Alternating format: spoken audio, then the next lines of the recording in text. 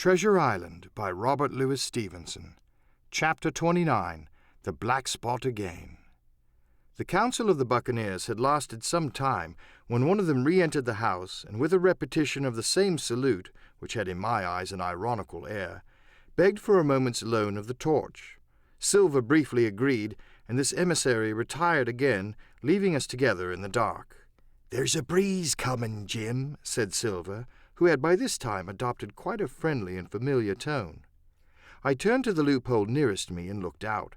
The embers of the great fire had so far burned themselves out, and now glowed so low and duskily that I understood why these conspirators desired a torch.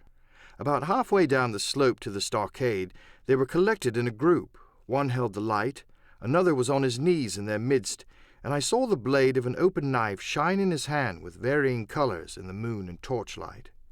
The rest were all somewhat stooping, as though watching the maneuvers of this last. I could just make out that he had a book as well as a knife in his hand, and was still wondering how anything so incongruous had come in their possession, when the kneeling figure rose once more to his feet, and the whole party began to move together towards the house. "Here they come," said I, and I returned to my former position, for it seemed beneath my dignity that they should find me watching them. "Well, let him come, lad, let him come," said Silver cheerily. "I've still a shot in my locker." The door opened, and the 5 men, standing huddled together just inside, pushed one of their number forward. In any other circumstances it would have been comical to see his slow advance, hesitating as he set down each foot, but holding his closed right hand in front of him. "Step up, lad," cried Silver. "I won't eat you. Hand it over, lubber. I know the rules, I do. I won't hurt a deputation."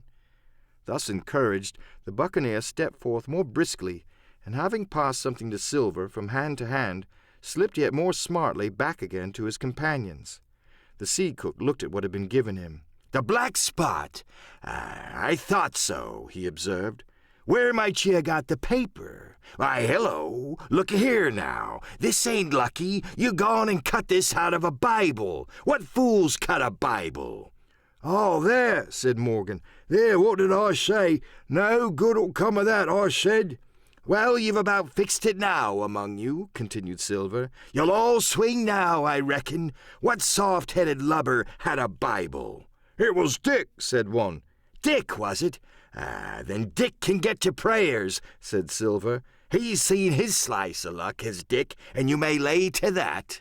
But here the long man with the yellow eyes struck in. "Belay that talk, John Silver," he said. "This crew has tipped you the black spot in full council, as in duty bound. Just you turn it over, as in duty bound, and see what's wrote there. Then you can talk." "Thank ye, George," replied the sea cook. "You always was brisk for business, and has the rules by heart, George, as I'm pleased to see. Well, what is it anyway? Deposed, that's it, is it? Oh, very pretty wrote, to be sure. Like print, I swear. You're a hand to write, George? Why, you was getting a leading man in this here crew. You'll be captain next, I shouldn't wonder. Just oblige me with that torch again, will ye? This pipe don't draw." "Come now," said George. "You don't fool this crew no more. You're a funny man by your account, but you're over now, and you'll maybe step down off that barrel and help vote." "I thought you said you knowed the rules," returned Silver contemptuously. "Leastways, if you don't, I do. And I wait here, and I'm still your cap'n, mind, till you outs with your grievances. And I reply, in the meantime, your black spot ain't worth a biscuit. After that, we'll see." "Oh," replied George, "you don't be under no kind of apprehension. We're all square, we are. First, you've made a hash of this cruise. You'll be a bold man to say no to that. Second, you let the enemy out of this here trap for nothing. Why did they want out? I don't know, but it's pretty plain they wanted it. Third, you wouldn't let us go at them upon the march. Oh, we see through you, John Silver. You want to play booty, that's what's wrong with you. And then fourth, there's this here boy." "Is that all?" asked Silver quietly.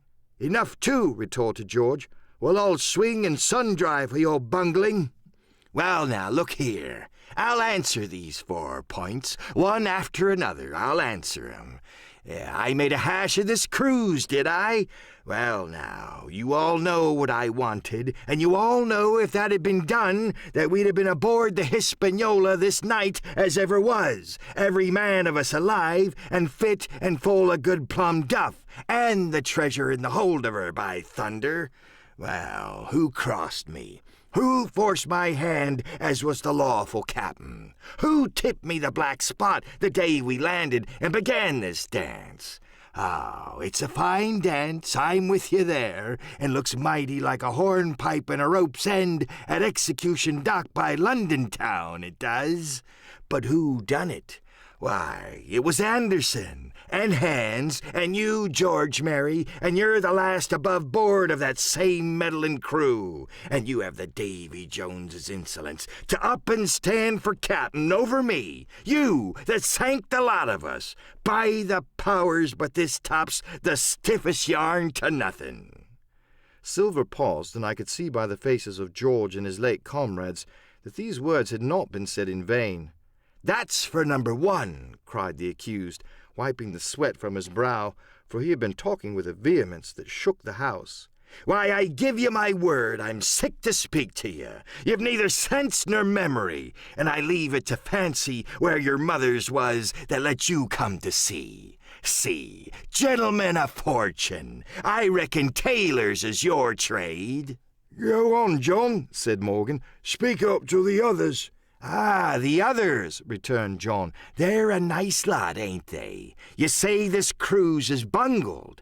Ah, by gum, if you could understand how bad it's bungled, you would see. We're that near the gibbet that my neck's stiff with thinking on it. You've seen 'em, maybe, hanged in chains, birds about 'em, seamen pointing 'em out as they go down with the tide. Who's that, says one. Oh, why, that's John Silver. I knowed him well, says another. And you can hear the chains a-jangle as you go about and reach for the other buoy. Now, that's about where we are, every mother's son of us, thanks to him, and Hans, and Anderson, and other ruination fools of you. And if you want to know about number 4, and that boy, why, shiver my timbers, isn't he a hostage? Are we a-going to waste a hostage? No, not us. He might be our last chance, and I shouldn't wonder. Kill that boy? Not me, mates. And number 3... Ah, well, there's a deal to say to number 3. Maybe you don't count it nothing to have a real college doctor come to see you every day. You, John, with your head broke. Or you, George Mary, that had the ague shakes upon you not 6 hours agone, and has your eyes the color of lemon peel to this same moment on the clock. And maybe, perhaps, you didn't know there was a consort coming either.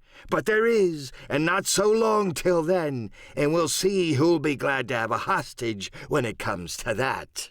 And as for number 2, and why I made a bargain, well, you came crawling on your knees to me to make it. On your knees you came, you was that downhearted, and you'd have starved too if I hadn't.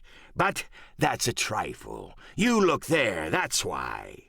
And he cast down upon the floor a paper that I instantly recognized, none other than the chart on yellow paper with the 3 red crosses that I had found in the oilcloth at the bottom of the captain's chest. Why the doctor had given it to him was more than I could fancy. But if it were inexplicable to me, the appearance of the chart was incredible to the surviving mutineers. They leaped upon it like cats upon a mouse. It went from hand to hand, one tearing it from another, and by the oaths and the cries and the childish laughter with which they accompanied their examination, you would have thought not only they were fingering the very gold, but were at sea with it besides, in safety. "Yes," said one, "that's Flint sure enough, J.F., and a score below with a clovage to it, so he's done ever." "Mighty pretty," said George, "but how are we to get away with it, and us no ship?" Silver suddenly sprang up, and supporting himself with a hand against the wall, "Now I give you warning, George," he cried. "One more word of your sauce, and I'll call you down and fight you. How? Why, how do I know? You had ought to tell me that. You and the rest that lost me my schooner with your interference, burn you. But not you. You can't. You ain't got the invention of a cockroach. But civil you can speak, and shall, George Mary. You may lay to that." "That's fair enough," said the old man Morgan. "Fair? I reckon so," said the sea cook. "You lost the ship. I found the treasure. Who's the better man at that? And now, I resign, by thunder. Elect whom you please to be your captain now. I'm done with it." "Silver!" they cried. "Barbecue forever! Barbecue for captain!" "So that's the tune, is it?" cried the cook. "George, I reckon you'll have to wait another turn, friend, and lucky for you as I'm not a revengeful man. But that was never my way. And now, shipmates, this black spot, 'tain't much good now, is it? Dick's crossed his luck and spoiled his Bible, and that's about all." "It'll do to kiss the book on still, won't it?" growled Dick, who was evidently uneasy at the curse he had brought upon himself. "A Bible with a bit cut out?" returned Silver derisively. "Oh, not it. It don't buy no more'n a ballad book." "Don't it, though?" cried Dick with a sort of joy. "Well, I reckon that's worth having, too." "Here, Jim, here's a curiosity for you," said Silver, and he tossed me the paper. It was round, about the size of a crown piece. One side was blank, for it had been the last leaf. The other contained a verse or two of Revelation, these words among the rest, which struck sharply home upon my mind: "Without are dogs and murderers." The printed side had been blackened with wood ash, which had already begun to come off and soil my fingers. On the blank side had been written with the same material the one word, "Deposed." I have that curiosity beside me at this moment, but not a trace of writing now remains beyond a single scratch, such as a man might make with his thumbnail. That was the end of the night's business. Soon after, with a drink all round, we lay down to sleep, and the outside of Silver's vengeance was to put George Merry up for sentinel and threaten him with death if he should prove unfaithful. It was long ere I could close an eye, and heaven knows I had matter enough for thought in the man whom I had slain that afternoon in my own most perilous position, and, above all, in the remarkable game that I saw Silver now engaged upon, keeping the mutineers together with one hand, and grasping with the other, after every means possible and impossible, to make his peace and save his miserable life. He himself slept peacefully and snored aloud, yet my heart was sore for him, wicked as he was, to think on the dark perils that environed, and the shameful gibbet that awaited him. End of chapter 29.